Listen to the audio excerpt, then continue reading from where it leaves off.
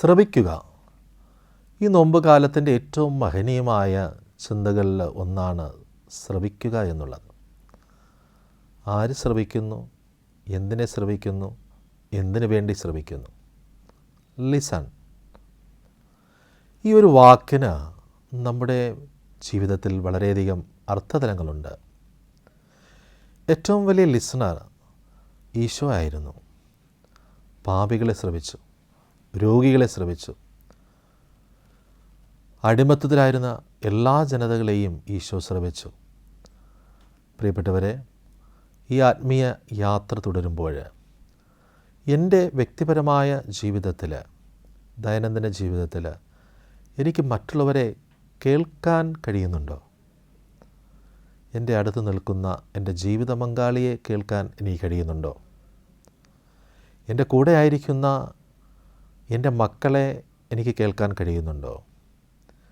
എനിക്ക് ജന്മം നൽകി എന്നെ വളർത്തി പരിപോഷിപ്പിച്ച എൻ്റെ മാതാപിതാക്കളെ കേൾക്കാൻ എനിക്ക് കഴിയുന്നുണ്ടോ? എൻ്റെ ഈശ്വരൻ്റെ സാന്നിധ്യത്തെ, ശബ്ദത്തെ എനിക്ക് കേൾക്കാൻ കഴിയുന്നുണ്ടോ?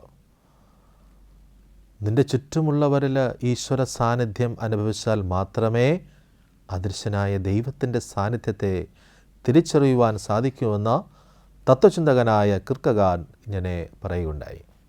പ്രിയപ്പെട്ടവരെ, എൻ്റെ അടുത്ത് നിൽക്കുന്നവനിൽ, എൻ്റെ കൂടെ ഉള്ളവരിൽ അവൻ എന്താണ് പറയേണ്ടത്, അല്ലെങ്കിൽ എന്താണ് പറയാനുള്ളത്, അവൾക്കെന്താണ് പറയാനുള്ളത് എന്ന് ശ്രദ്ധിക്കുവാൻ നാം തയ്യാറാകണം.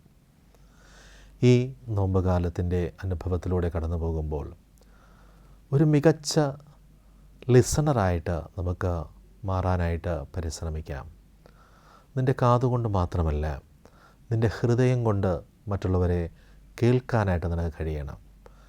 തിരക്കുകളിൽ നിന്ന് തിരക്കുകളിലേക്ക് നീ സഞ്ചരിക്കുമ്പോൾ ഓർക്കുക, നിന്നെ കേൾക്കുവാനും കേൾക്കപ്പെടുവാനും ആഗ്രഹിക്കുന്ന ഒരു പിടി മനുഷ്യർ നിൻ്റെ ചുറ്റുമുള്ള യാഥാർത്ഥ്യം നീ തിരിച്ചറിയണം. അപ്പോഴാണ് ഈ നോമ്പ് അതിൻ്റെ പുണ്യതയിൽ എത്തിച്ചേരുക. അതിനായിട്ട് നമുക്ക് പ്രാർത്ഥിക്കാം. കർത്താവേ, എനിക്ക് മറ്റുള്ളവരെ കേൾക്കാനുള്ള ഒരു ഹൃദയം നൽകി എന്നെ അനുഗ്രഹിക്കണമേ. എനിക്ക് മറ്റുള്ളവരെ മനസ്സിലാക്കാനുള്ള ഒരു മനസ്സ് നൽകി എന്നെ അനുഗ്രഹിക്കണമേ എന്ന് പ്രാർത്ഥിച്ചുകൊണ്ട് ഈ പുണ്യദിനങ്ങളിലേക്ക് നമുക്ക് പ്രവേശിക്കാം. നന്മകൾ നേരുന്നു. ദൈവം നമ്മെ എല്ലാവരെയും അനുഗ്രഹിക്കട്ടെ.